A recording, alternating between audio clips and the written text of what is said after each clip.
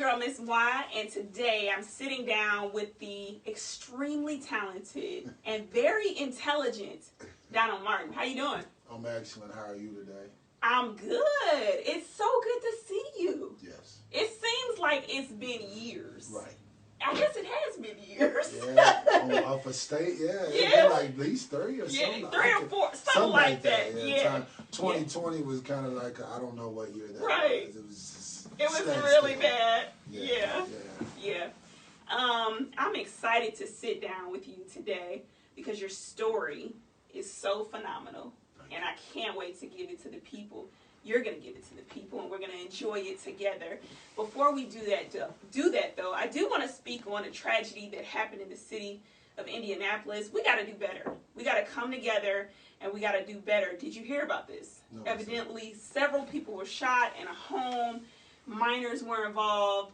Like, we got to do something different. And so I'm encouraging us to come together so we can stop the violence. That was last night? Yeah. Yeah, I haven't watched TV, man. That's crazy. That's heartbreaking. So prayers to all the families involved. So moving on to your story, I want you to take us back before today, of course, your childhood. Where did you grow up? So I grew up in Flint, Michigan. I was born in Chicago in 1975, but in 1977 I moved to my mom. We moved to to Flint, Michigan. Mm-hmm. And so from the ages of 2 to 14, I lived in Flint and then moved here at the age of 14 to Indianapolis. Mm, okay, so I moved here about 15, so I understand what that transition is like. It's very scary. Yeah, absolutely. If you're not from Indianapolis, Indianapolis is like a fish being out of the water, the water, the bowl of water. Like, it's just different. It's totally different. So when you first got here, what were you into? Were you into sports? What's up? I was a basketball player. Being a basketball player, I played sports, but my problem is I could play, but I wasn't confident in who I was as far as playing. Yeah. And that has to go a lot back to my childhood issues where growing up, the youngest of 4, growing up in a single parent home, my mom raised us in the projects. From the slums, we was dirt poor. Even when I moved here, I was dirt poor. So, and lived with family members at the time. So, basketball was my sport, but I didn't have the confidence. I could play, but my confidence in who I was as an individual, dealing with low self-esteem, dealing with insecurities, I'd never flourished like I believe I could if I had the attitude that I have today. Yeah. One thing that I can say, there's something about growing up poor, though. I mean, you learn so many survival tactics and so many just things that normal, I don't want to say normal, but people of the middle class, they didn't experience. No. You know what I mean? Like, we literally had to get it out the mud. Yeah, you know? Out the mud. Yeah.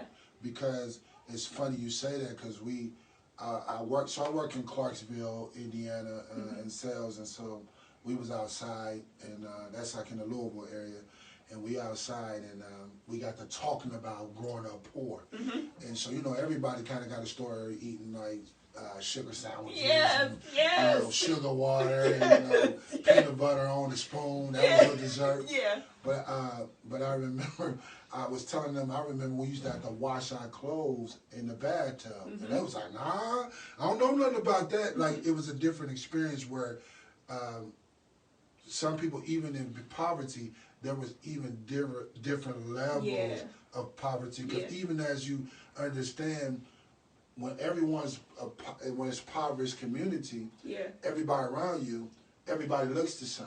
But even in looking the same in the same neighborhood, there's different levels in different houses of poverty. Yeah. Because you can have both parents and still live under poverty. Yeah. But then you can live with your one parent, and then that's a whole nother level of being impoverished. Yeah, absolutely.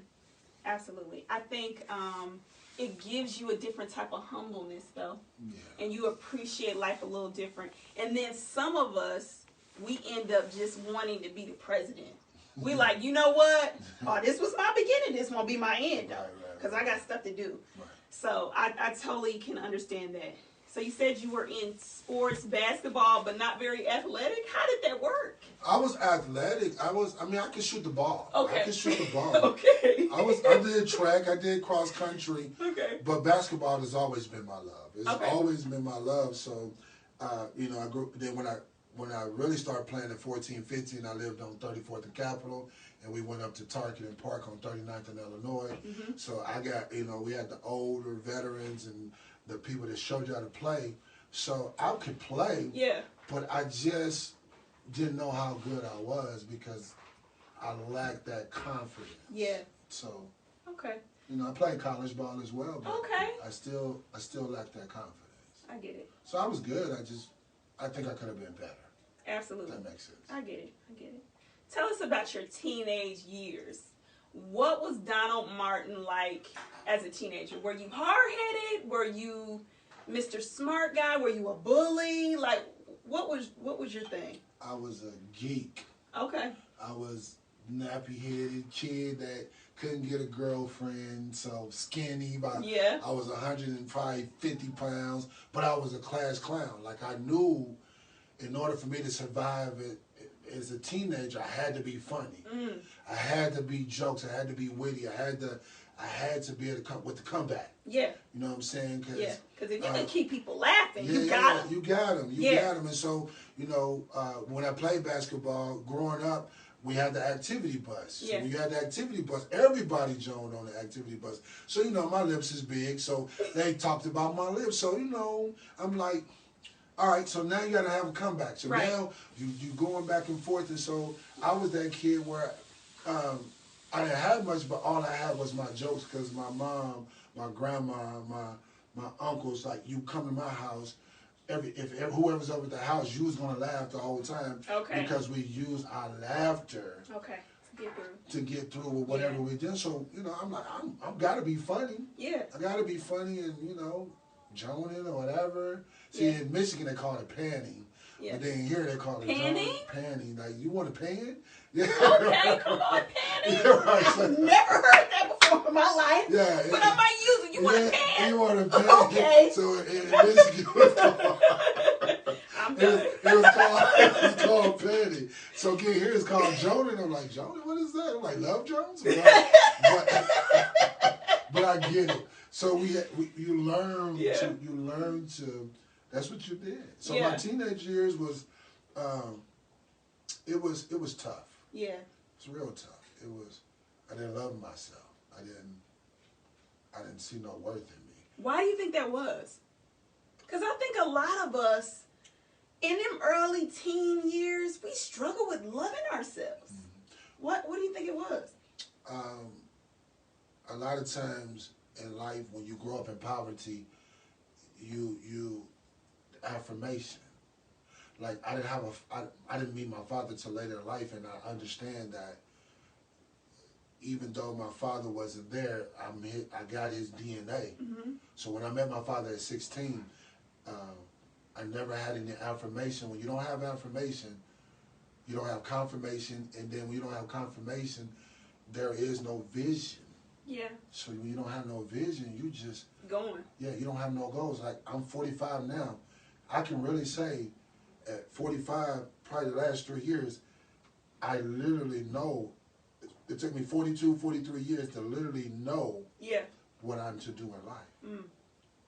So as a teenager, I was be thinking about that. I didn't even have goals. If I graduate from high school, I didn't want to. But people just ask you as a teenager, what do you want to be in life? Yeah. Don't know, because I don't know if I'm going to make it to 21. Right. I don't know if I'm going to make it to 25. Yeah. So in church, you got to be a preacher. Yeah. Or a deacon or something. So you use your faith or your religion as your purpose. And there's nothing wrong with that, but then you get so caught up in that you forget Donald Martin instead of Minister Martin or instead of Deacon Jones or Deacon. So we get lost in the shuffle. Yeah. Even at a young age. So it sounds like, because of your background, how you were raised, your family, you learned that you had a gift of ministry and comedy. That's what I'm picking up on. That is correct. Okay. So, young adult now, right? So you've been in that for a while. You're in your 20s. What was that like for you? First of all, I got married at my first marriage. I was 19 when I got married. Really? Yeah. So my adult life, whatever, was married. So imagine. At 19. 19. I was married, turning October 7th, 1995, and I was turning 20 on October 15th, 1995. So my adult life was married life. All married. 20. Well, my 20, yeah. What was it like being married that young? Because, you know, y'all mature different than us. So Yeah. what were you like as a husband at 19? I was horrible. Okay. I was horrible. Okay. I don't, the transparency, because I knew, like I went off the scripture of, I think it's 1 Corinthians, like 7th chapter, it says, it's better to marry than to burn. Yes. Yes. So I got married off of that scripture, like, I don't want to be fornicating, I don't want to be... Yeah. So, but once again, going back to my childhood insecurities, my teens insecurity. Yeah. So all that did was carry over into my marriage. And one thing about marriage is marriage really exposes or heightens all the issues you was dealing with before you got married. Yeah. That's why it's hard. If it's there before you got married, it's actually going to be more high. It's going to be more exposed. Yeah. It's going to be worse if you don't get it together. Woo! That was a word. Okay. Yeah, but that's the reality. Yeah. See, these are things that we really was never taught. Yeah. Because it's always been, let's just pray about it. Yes. Let's let the Lord use you. But even in that, nothing wrong with that. Yeah. But we got to deal with the issues that's in us. One thing about issues, if you're not dealing with them, they're coming back. They're coming back. They're not going anywhere. I got a whole rack of issues. Yeah. Like, you can I got a mixtape. Right. Mixtape of issues. Yeah, you know what I'm saying? Volume 2 coming out soon. Right. You go into the checkout line and all my issues is right there next to the soda. You know what I mean? Or to the pop, whatever you say. Yeah. But next to that, and the thing is though, that being said, on the journey that you take, there will be a lot of failures.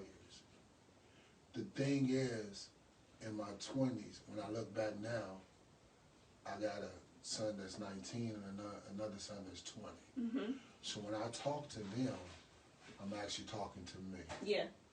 It's crazy how that works. Mm-hmm. When I tell them as a father, because even when I met my father in my teen years, it was certain sayings, I didn't meet until I was 16, he would say things like, my dad passed away in 2017, so he would say things like, I'm hip. Like you would say, Dad, man, that's a good movie. He would be like, I'm hip. I used to say the same thing before I met him. Yeah. And then my nephew was like, man, because I got a niece and nephew that's older than I am. But that's how you know you get on. Okay. When you I was say, how is that? Yeah, Okay. when you older than your uncle. But anyway, I digress. that's for sure. See, that's for sure. Okay, we're gonna get to it. But what I'm saying is, the DNA was so powerful, even though we wasn't connected physically. I am him, and he is me. Right. So when I look at my children, I am them, and they are me. Yeah. So when I'm talking to them, I'm still talking to the 20-year-old Donald Martin, which that Donald Martin, even though he's physically, that's the past Donald Martin. Yeah. But he still exists in this 45-year-old Donald Martin. Yeah. So since he exists in this 45-year-old, let me go back to the 10-year-old. Yeah. That 10-year-old still, that he still exists. So I had to learn to talk to that 10-year-old and tell that 10-year-old, even when the 20-year-old, even the 30-year-old, I got to talk to him and let him know, I'm going to make you guys proud. Yeah. Because we're going to get through this together. Yeah. There's something about healing that inner child that blesses you. And we think we're getting older, we're getting wiser, forget all that. That happened a long time ago. But if you don't address it, and if you don't fix it, you're going to see it throughout your life. You're going to take that little kid with you everywhere you go. Okay, so you're in your 20s. You're married still. Still married. And this is a rocky situation. Because you weren't prepared and you were young. Yeah, 19. I can only imagine what that was like. But okay, no judgment. Okay. Yeah, no judgment. So when did you say, this isn't for me, as far as the first marriage was concerned? Like, how did you know I got to do something else because this isn't it? So we was married for 19 years. Yeah. Wow. But we stayed together because of faith, religion. Yeah. And then when we did that, we had children at a young age. Yeah. So you stayed together for that. But at 38, I knew I had to be honest because I always been the type where I suppress and I'll be like, I go along with the get along. I just got to get along. I will manipulate. I manipulate situations where feeling like I make you feel like I'm okay, but I'm really not okay. Yeah. I just got tired. Yeah. And she's a great woman. It was me. Yeah. I had to realize and I had to apologize to her and say, I was wrong. Come on, accountability. I was wrong. Yeah. I did things wrong. I was immature. Even at 38, I'm immature. I did this all wrong. And in 2014, it's like, we can't do it, but it wasn't because she was a bad woman. Yeah. It wasn't because she didn't do what she's supposed to do. She did everything a woman's supposed to do for me. But it doesn't matter what you do for an individual if you are not healed on the inside. It doesn't matter. And I want to share that with whoever's listening. You're bumping your head against a wall for a person that has not been healed on the inside. I ain't saying you should leave, but what I'm saying is assist and help them get the proper help that they need so they can be healed on the inside. So I get it. that's why I was there. I hope I wasn't too long. Nah, you're good. I'm You're just good. saying that Okay, we just having a conversation. having a conversation. That's what it is, the So, conversation. it is what it is. So tell me, you stayed there for 19 years. In the process, you came up with an alter ego or an image of yourself that you went on the road with, right? And so this is who I met. And we met, had to be like 5 years ago, right? I heard of you because you're the clean comedian. Yeah. But I think I met you, was it when you were trying out for the comedy show? Is that when we met? Or No, we met before that. You talking about what Amber James did? Yes. No, because Thick Skin Thursday. No, we met before that but that's when we met. We had to meet somewhere because you was doing something on stage. So I think we met before that, and then we got to know. Like so you I first interviewed before that. Yeah, but I performed.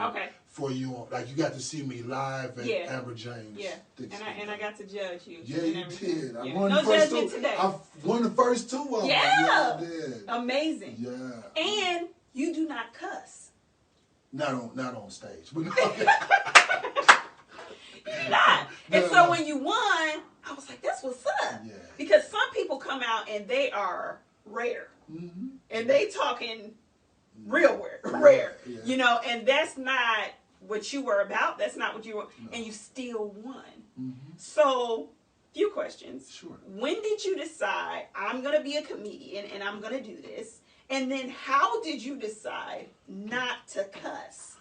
Well, so I became a comedian. Shout out to Sherry Webster. Like, on 46 in Evanston, they had a little restaurant and they had like 1310 had like, oh, we need comedians. And so I went to just try it. I went to try it. I didn't think I was good. They was laughing and woo. I'm like, I'm horrible. Like this ain't. And so they had to end up shutting down, and due to like finances or whatever. And so when I thought I did good, I went. Oh no, let me go back. Stop. 02. I did a Families and Friends at Overcoming Church. Shout out to Pastor And Lady Farr. Yeah, Lady Farr. So I did a Families and Friends, and I went to Pastor Farr and said, because I was a minister. So I've been preaching since the age of 16. So I went to them and I said, hey, Families and Friends, I'd love to do some comedy. Shout out to Brian Carter and all them. I went up and he said, well, I need you to write it up. Just write it up. So I wrote it up. And I did my very first show. I think it was 02, like March or April. And I did the Families and Friends, and they loved it. So I'm like, okay, I'm good. Then I said, well, let me try it. And I went to another church doing the same jokes, and they was looking at me like, that wasn't your crowd. I'm like, well, I don't need to do it. And then 2003, that's when I met like Sherry Webster, and then I started doing that, but the budget shut down. 04, I said I'm going to create my own. And then they had this place called, I created my own show called It Doesn't Hurt to Laugh. That was the name of my show, It Doesn't Hurt to Laugh. And when I did that, it was at the Vine inside Glendale Mall before they did all the what is it called? Construction or remodeling, that's the word. Before I did, I went there and then went to the Vine, and I told this dude, I said, I want to do a Christian comedy show. And he's like, that ain't gonna work, but I'll take your money. Okay. And it was me, this lady named Pastor Tammy, and Michael Highball. And we did a show, and we sold out the show in 2 weeks. And I started doing it, but I lost sight. I lost sight of a lot of things, and it wasn't hard for me not to curse on stage, because I've never been to one to use profanity on a regular basis. Okay. So even with that, I did churches.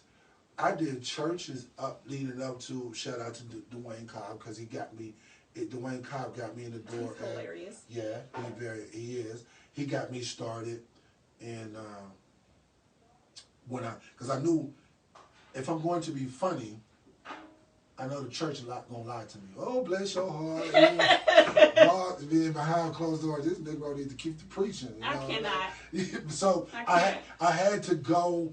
I knew that secular world would let me know if I'm funny or not. They gonna boo you. Yeah. So, or if you're not remember funny. that hook? Yeah, right. They gonna do all that. So I went to, it was called Fed Up. That was a place. It used to be an old Claude Nanny's on 86 and like Zionsville Road. Come on, Claude Nanny. Yeah, you know what I mean? Like by Sybaris, right next. And I went there, and he said you can get on stage, and I was funny and whatever, and people loved it. Didn't win it, but people loved it. And then that got with J. Anthony Brown, that hooked up with J. Anthony Brown, and then Don Blanchard. Shout out to you.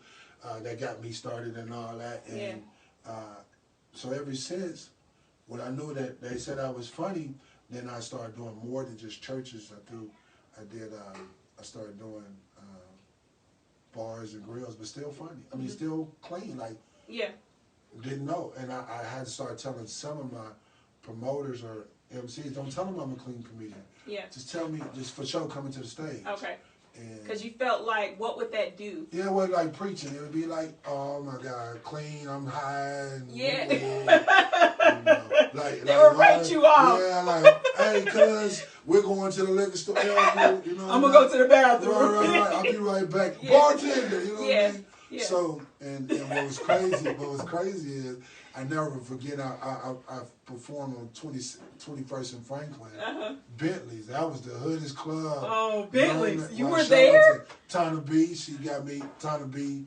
showed me love it there. And like, dang, Bentley's, okay. Yeah, remember that? That's and so the hoodest dudes were sitting up in front, and I got up, and I just did my jokes, and grills in their mouth, and hat to the side. Show, come here, let's take a picture. So I knew, I'm like, my comedy doesn't matter, it's for everybody. Yeah, it's for everybody. And it can be clean. Your mother can listen to it, as well as the hoodest dude in the neighborhood. Because what I talk about is how I grew up. Now, is that intimidating at all? Saying, I'm the only comic that's clean and I know it. I'm with all the thugs and their cousins. And we at this hood spot. And I'm about to come in and do something really fresh and really clean. Like, did that Oh yeah. Was that intimidating? It's Because very, it seemed like it. it's very scary because I had one comedian that I knew that does some clean comedy with me. He told me, he said, in this crowd you got to cuss. I was like, nah, I'm not gonna do it. I'm just gonna do me. Yeah. I'm just gonna do me. So it's intimidating. If you know, it is because you're like, this crowd is different. Right. You know what I'm saying? This is a different crowd. I'm used to church because I grew up in church. Like, I know the whole Bible. Like, I can pull up a scripture in the Bible and be like, you remember when Jesus and, you know, Joseph and Mary? And, you know, I can do the whole Bible. Yeah. From Genesis to Revelation, I can find a joke in every chapter, every whatever. It doesn't matter. So, coming in and be like, oh, these jokers are high. Yeah. They hood. Yeah. They like. They look kind of violent. Yeah, the other people that came up to me, they talked about every private part. They talked about woo, woo, woo, smoking weed and drinking and doing this. And I'm coming there like, well, Jesus did say.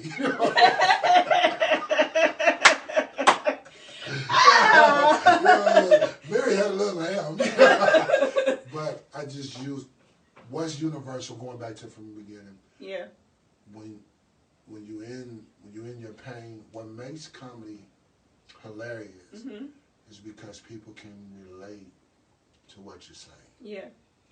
Like black people, when you do I can stand there a black crowd and a white crowd. I didn't learn how to write jokes when I'm with white people. That's crowd. I learned how to write jokes with black people. You have to be diverse. Because when I look at my audience, I got to look at I got to be international. Okay. I done an African church. Okay. So my jokes had to do with the Lion King. Africa, Lion King, Simba. You feel me? What is wrong with you? You said the Lion King. I don't know nothing else about Africa, but I can't. Simba, you know what I mean? Hakuna Matata. Right, Really? right. Yeah, that's what you came up with? And they laughed. They laughed. I was funnier than their African comedian that they had there. So it was cool. So like with African Americans, I learned in the comedy game, African Americans, when we do our comedy, we bring you into the whole set, meaning that I'm gonna tell you that this chair is here.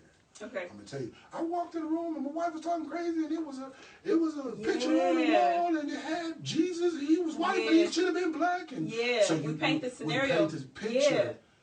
And then as African Americans, we laughing before because we know that we can see it. We can see it. Okay. You training me because if I want to go on the road. Occasions is they want you to get to the joke. Okay. Get to the punchline. Okay. Get to the punchline. Okay. And they won't laugh. They won't laugh until the punchline is presented. African Americans, we laughing before the joke is over. Yeah. I know what you. And I ain't even got to the punchline because we can relate. I'm gonna ask you a question about comedies, okay? Because I've learned that I prefer. We're not judging. We just having a conversation. I prefer more Caucasian comedies than African American. And I think I've decided this because over here we got a lot of raunchiness, we got a lot of parts, we got a lot of words, and over here we got a lot of goofiness and we got a lot of dorkiness. Why is it so different, you think?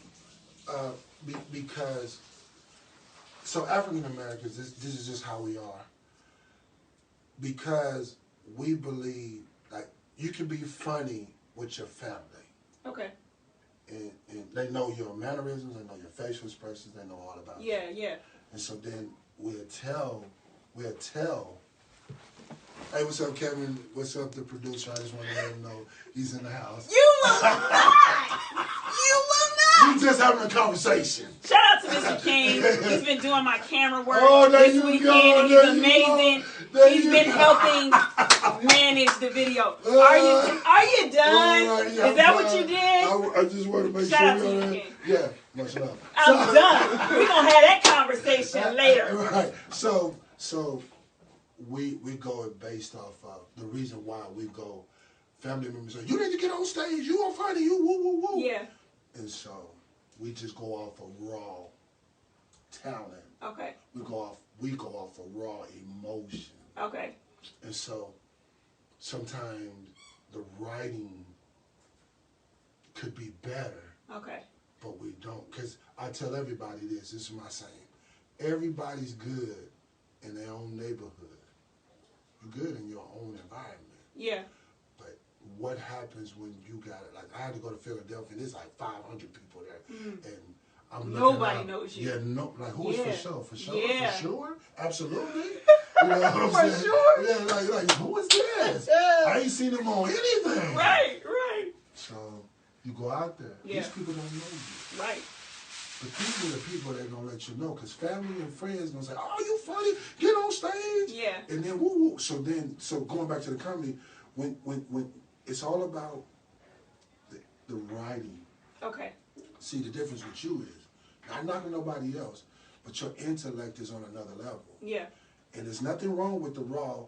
There's nothing wrong with the raw thing of, but that's not where you at anymore. Yeah. No. And so it's just a progression for you. Yeah. So as a comedian, I was with him. Shout out to Dennis Tooley for the class that I went to. I went to a class where I was the only African American in the class. Okay. And I'm saying a joke. I'm like, oh, this joke gonna be funny. Well, tell me what your joke. Ooh, and they was looking like, they was looking like, okay, well, you're saying too much. Just break it down. Yeah.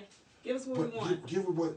But I understand that's the audience. Yeah. So then, but I took that what he said as the truth, and so I said, you know what I'm gonna do? I'm gonna tell the same joke on stage. Yeah. And because I may have whites in my audience. So I'm gonna tell it the African American way. Then I'm gonna say, well, since I got some Caucasians in my audience, let me tell you the same joke, but it's gonna be in there. You know what I'm saying? Okay. That's a different Okay. Anybody can do that. I'm just giving you tips on what you can do. Okay. But that's what I understand. The comedies is you got to see your audience. Yeah. I'm a universal comedian. I can rock anywhere. Yeah. But then I know. I've seen it. Yeah. Yeah, I can rock anywhere because I have done shows where it was 99% white. And I can't talk about beating kids. No, you cannot. Not on You the want a case? Yeah, not on 169th in Meridian and Westfield. Right.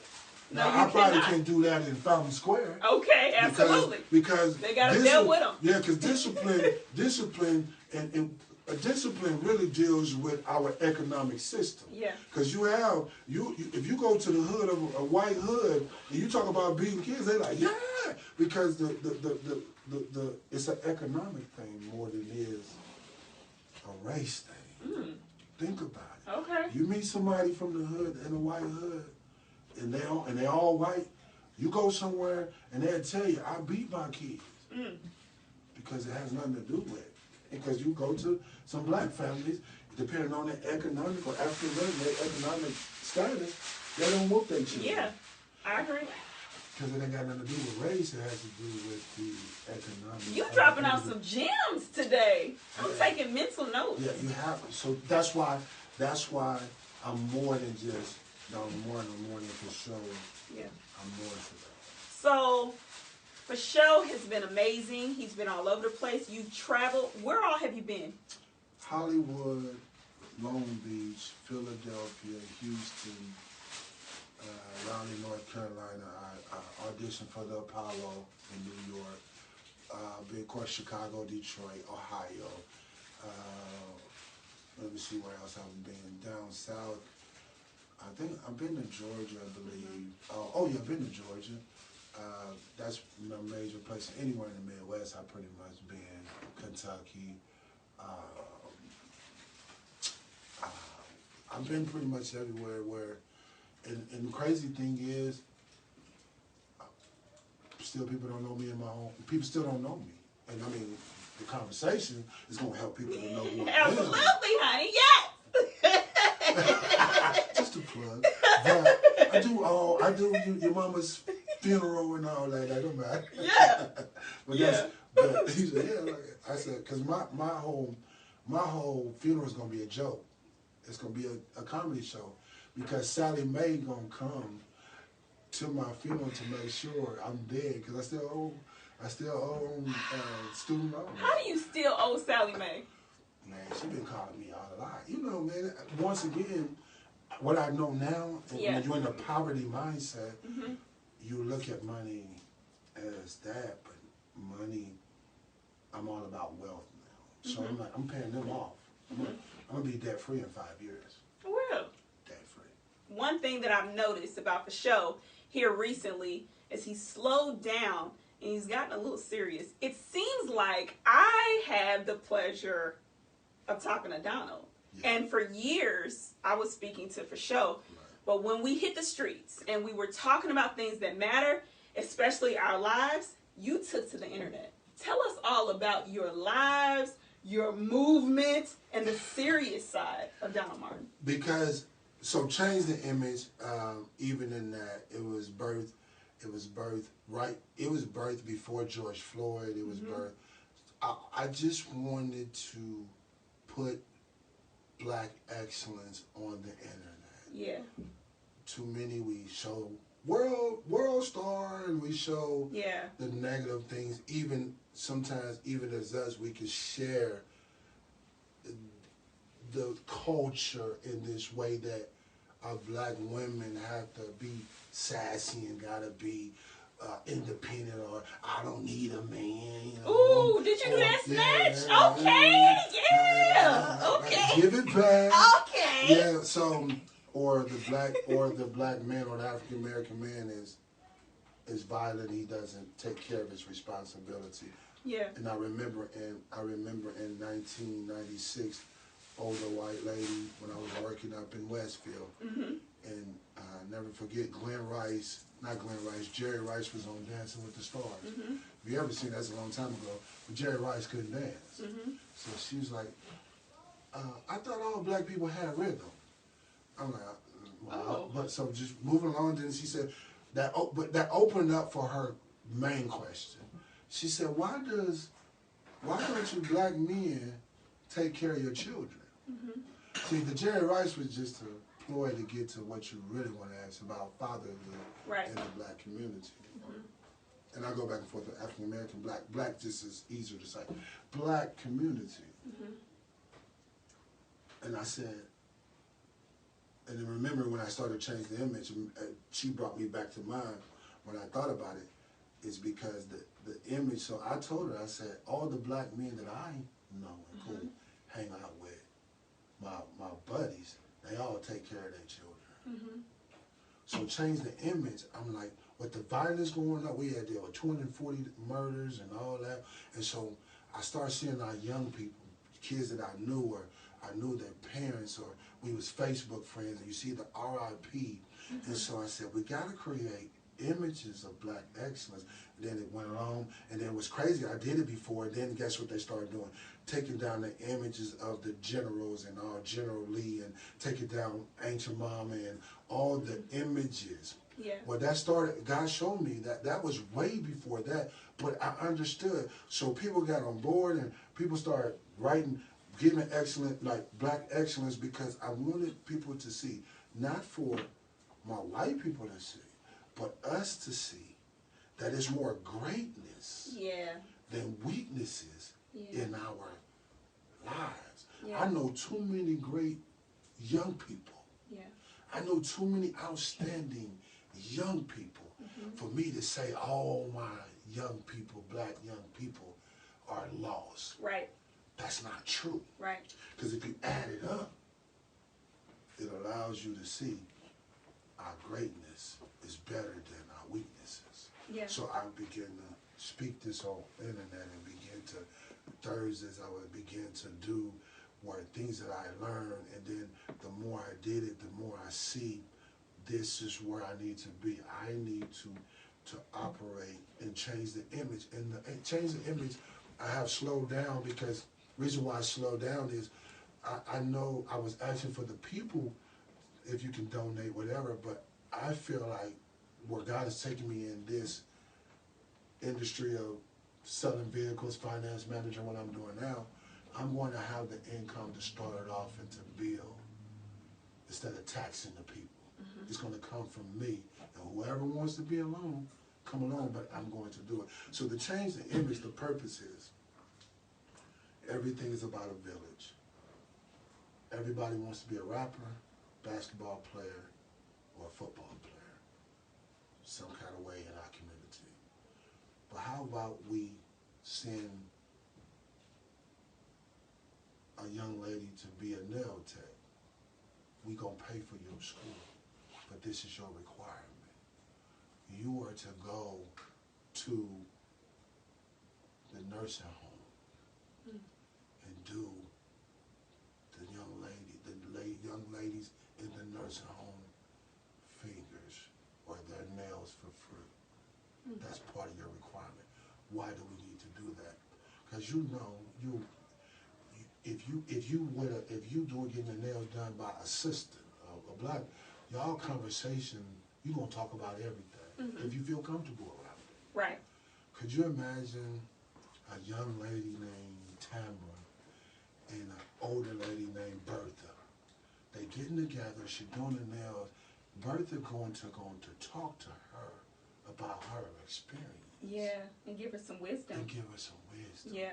It's bigger than being a nail tech. Yeah. We building a gap. Between some generations. Right. Absolutely. So imagine that. Imagine if we invest in our community. It's what changed the image. You invest in our community where we got everybody else in our community cooking our food.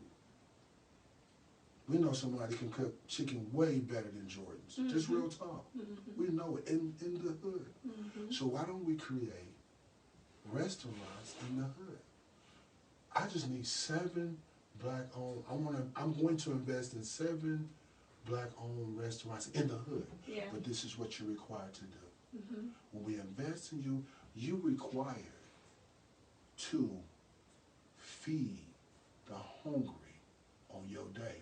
I need 7, because if I got, what's her name, Joanne's Chicken on her day is Monday.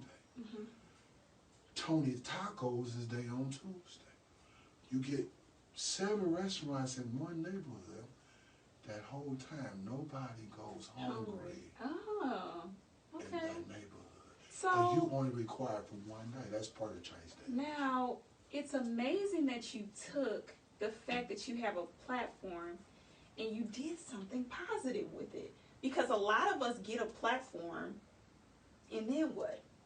I mean, you can only take, now this ain't for you because you're a man, but you can only take so many pictures like this or like that or throwing up whatever.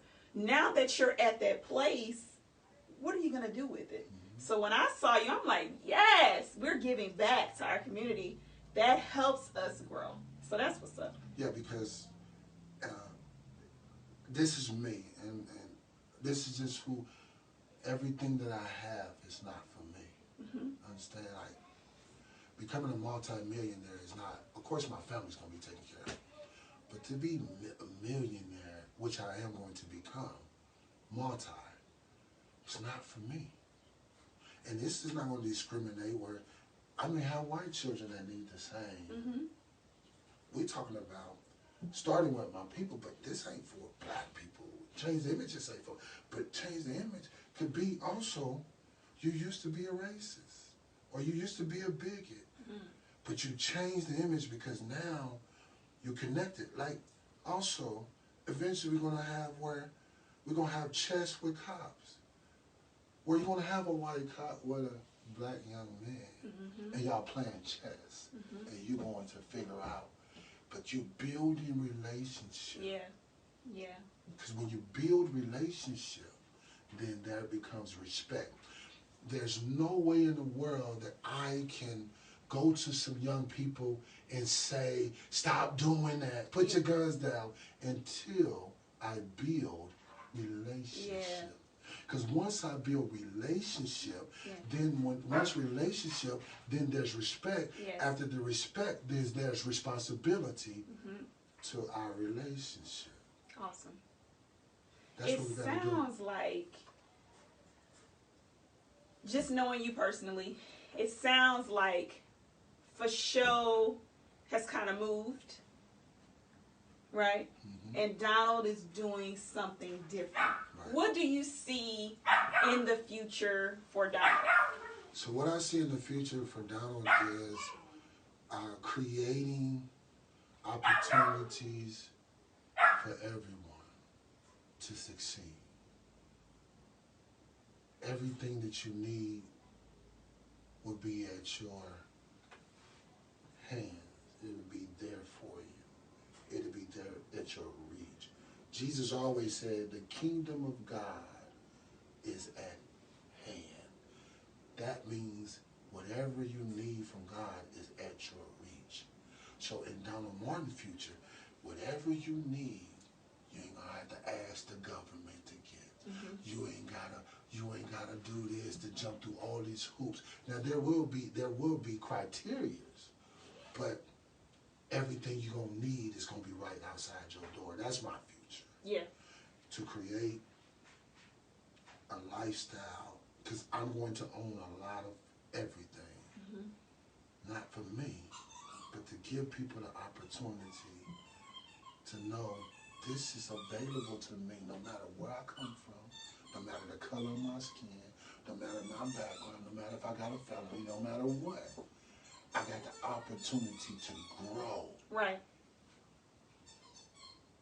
And I don't have to go outside of my community to grow. Right. Because a lot of us think that we got to move out to grow. And that's the case. I'm not saying that's not the case. But I'm so in love with my people that I'm going to bring it to you. Don't come to me, I'll bring it to you. That's my future. So you answered my next question. Yeah. Because my next question was, I think you read minds at this point. Yeah. It was, what does the future look like for you? So ultimately, you're building networks, you're investing, and you're giving back. Giving back. That's awesome. That's it. Just keep it simple. I mean, for me, that's simple. Because my love for people, I just love people. It doesn't matter. I love people. Yeah. And people know. That's why I can go into any neighborhood. I grew up in the hood, but I ain't that dude. I ain't that. I'm not that guy. I ain't trying to fight you. Last time I fought was my best friend when I was 15. I ain't fought nobody. Yeah. Because that's not, I know me. Right. We got a interruption. Oh, that's cool. I don't know where my producer is. Excuse us. We got a little bit of an interruption. But so that's what I'm saying. I recognize and understand my place and my purpose. Okay. Well, I'm going to work on our interruption. Okay. You tell them a little bit where you are currently and a little bit more about where you're going. I'll be right back. Okay. I'll be back. So the conversation continues as the queen, she has to leave to take care of the interruption. But if you know who I am, you can follow me, Donald Martin, 317-701-5278. I'm currently working at Coyle Chevy, Buick GMC. Man, I love my job, if you know what I do. I'm a finance manager. I just got promoted, but you can come down. It's CoyleDeals.com. You can look that up, and you can see a vehicle you may like. You can call me. I'll bring it up to you, let you drive it, make sure it's what you like, and we can take care of the finances, and then we can get everything together. I am a mobile salesman. I don't mind linking up to you. And people that know me and know the testimony and see me at work, you know what I do, and whatever you need, that's what I do. I'm an overcomer. And we have the guests, and we have the host back, the executive producer. You know, one thing about being live is you're live. Yeah. And so whatever's happening is happening. It was purpose to happen. I heard, yeah, no doubt. Yeah. So yeah. Royal, I love that name. Thank you. He's a new addition to my family. Gotcha. And, you know, he was talking. Yeah, I see. And so yeah. had to go have a conversation with him. So what'd you tell them about you? I just told him I work for, I'm a finance manager at Chevy Coyle Chevy Buick GMC down in Clarksville, Indiana. I drive 4 hours a day to go to work. Yeah. That's a. Do you want me to tell you that testimony? Yes. So I was working for a previous dealership, one of the top salesmen there, and I went down. It didn't make sense. Me and my wife was going to Nashville for her birthday around this time last year. Mm-hmm. Going to her birthday, and John Blakely, shout out to John Blakely, he's my GM, general manager, and he told me to stop by Clarksville, Indiana. I'm like, I don't know where that's at, but okay, GPS. I thought I was gonna see horses and cows, you know, I don't know. But I can't. Yeah, it's a big pretty place. But anyway, we go down there, and I go down there and feel comfortable, and I just clear as day, go for it. I'm like, but this is a long drive. This is a long drive. So anyway, moving forward, we get to our place of destination in Nashville. Me and my wife is at the mall, and she says, "Can I talk to you about this?" And I'm like, I don't really want to talk about it because it's your birthday. I don't want to talk about no job. And she said, "Go for it." Mm-hmm. It's two go for us. Then I still came back and started working at the place that I was before, and another gentleman told me, "Go for it." Now you gotta understand, I went to a place where I drove 25 minutes away to a place I'm driving pretty much 2 hours away. Mm-hmm. That's just one way. Yeah. I took a lateral move. I didn't go from a salesman to a financeman. I went from a salesman to a salesman. It didn't make sense. In March, I'm scared. Mm-hmm. Imagine I don't sell a vehicle, I gotta drive home. I don't sell a vehicle in 2 days, I gotta drive back and forth home. It didn't make sense. But I bet on myself. Yeah. I told myself, it don't even make sense for me to come down. I'm losing money to come down here. Mm-hmm. But I believe in my conviction that it's a reason why I'm down here. Did I want to quit? Yeah. Did I want to say this? Whatever. I passed by probably 30 dealerships to get to where I'm going. But I said, I gotta believe in me. I have to believe in me. Right. A year later, January 4th, 9 months I was down there, now I'm a finance manager. See what I mean? Because I bet on myself. Yeah. That goes back to what we talked about before about confidence and goals. Yeah. I know. When you bet on yourself, and when you know it ain't gonna make sense, you're gonna lose sleep, you're gonna lose friends, you're gonna lose. Sometimes you lose your mind. Yeah. But you gotta believe what you're doing is your conviction. Yeah. Woo! That was a gem. Yeah, I know what that's like. That is, briefly, what Mm-hmm. lipstick is like for me. Mm-hmm. I can't let it go. Can't let it go. I've tried to do different things, to move on with different things, and I'm like, you know what? This needs to happen, and it's going to happen in this facet, in this facet. We're going to help over here, we're going to give back over here. It's what it is. So I understand when you have like that calling, like this is what you need to be doing, that's what you do. Mm-hmm. So moving forward, for show is kind of going to the side, right? And so with your background, where you are currently, where your mindset is, ministry is in the future for you, right? Yes. What does that look like? Ministry looks like for me is to display love to whomever. Like, I just don't want to be, ministries for me is to expose myself, to open myself, to meet the needs of the people without any strings attached. Not based on a building, if it is a building, but my dad told me about my grandfather. He was a pastor in Alabama. He had his, they had a church. He kept his church open 24 hours a day for people, the homeless could come sleep in, because it wasn't his house, it was God's house. Mm-hmm. So ministry for me is, you have 24 hours of access, whether it's me, whether somebody was connected somewhere, you're going to have 24 access to whatever you need. It's going to be there available for you. Mm-hmm. And I'm talking about nationwide. That's why part of this is part of that this is part of ministry as well. Okay. This is the birth, like, because to me, ministry, one thing you knew about Jesus, you was gonna get healed and you was gonna eat. Yeah. Wherever he was at, he didn't talk about you need to repent or whatever. And he just knew, if I come to see Jesus, like everybody wasn't come to see Jesus just because he was Jesus. They know they was gonna get some food. And then when he met the needs of the people, then he was able to talk about not just feeding you physically, but I need to feed you spiritually. Yeah. And so that's ministry for me.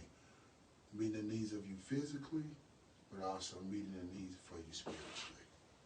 Because it's hard.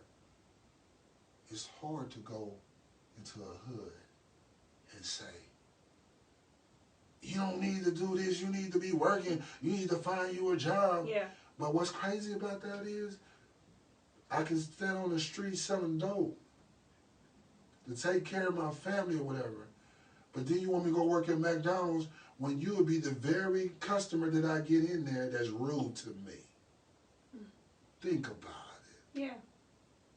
So why would I put up with your stuff where at least, not condone it, but you gotta get into a mind, build relationship to see what makes them do what they do. Violence is never gonna stop in our city until we learn how to meet the need of the people. Yeah. I think a lot of healing needs to happen too. Yes. I feel like hurt people, and I know that's cliche, but it is so real. If we were in a position where people were more whole themselves and they were more happy themselves, they wouldn't do all that. Because, good point, but it starts with our leaders. Yeah. In our community. Because see, the vision, like the violence, see, leaders at the top may not be physically killing each other, but they're killing each other with their tongue. Right. And it's trickling down to the people that have guns. They killing each other physically. Right. But the leadership is killing each other spiritually. Yeah. And it's trickling down to the common people like us that don't have the access to go to Fishers or go to Avon or go to Brownsburg, where I done talk crazy about you and I can go back to Brownsburg into my beautiful house. Mm-hmm. But if in the hood I talk crazy to you on 29th Street, I'm going to 28th Street. And one time or another, we're going to see each other at the gas station. Right. And then that's when. I have a question for you before we go, because we're wrapping up. I mean, How is, quick. I know, Jeez. and we just having a conversation. That's conversation. How is marriage the second time around? What did you learn to do differently? Oh man, it's still difficult. It's difficult. What I learned, especially recently, what I've learned is communication. I learned that communication is key. I put a post up. I put a post up about some people don't have the capacity to love you like you need to be loved. Good response. But then God said, but have you ever told somebody what it takes for you to be loved? Because we never do that in relation. Before we get, so what's what I learned about communication? A lot of things we expect people to do, but I'm going to give you this story and then we're going to end on this. Okay. God showed me there's a man that been married for 10 years. He'd been married for 10 years. And his wife would cook him fish and spaghetti every Friday. Mm-hmm. He would eat it. He started off eating it. But then in the marriage, he threw the fish away. His wife seen it and said, why is there fish? Why is there fish in the trash? He said, because I don't like it. See, like, I've been cooking this for a long time. I'm talking about marriage. I've been cooking this for a long time. Why didn't you ever say anything? He said, I thought you would figure it out. Because Because she said, but I want to cook whatever you want. And he was like, she was cooking whitening or perch or whatever. He likes catfish. But when she asked him what was his favorite meal, he said fish and spaghetti. Right. He didn't specify Yeah. which fish he liked. So she only cooked what she grew up on. Right. And so in marriage, I learned people will only give you what they grew up on if you don't tell them what you need when it comes to love. Wow. You left so many gems here today. I'm going to pick them up and make a whole new necklace with them. You did your thing, honey. Yeah, appreciate I you. thank you so much for coming in and having a conversation. And just telling us about you, where you've been and where you're going. Follow him on Facebook at Donald Martin. Thank you to everybody that has been watching and sharing the conversation. This was the launch weekend for me, and it's been absolutely amazing. Thank you so much. And I want you to stay tuned. Thank you.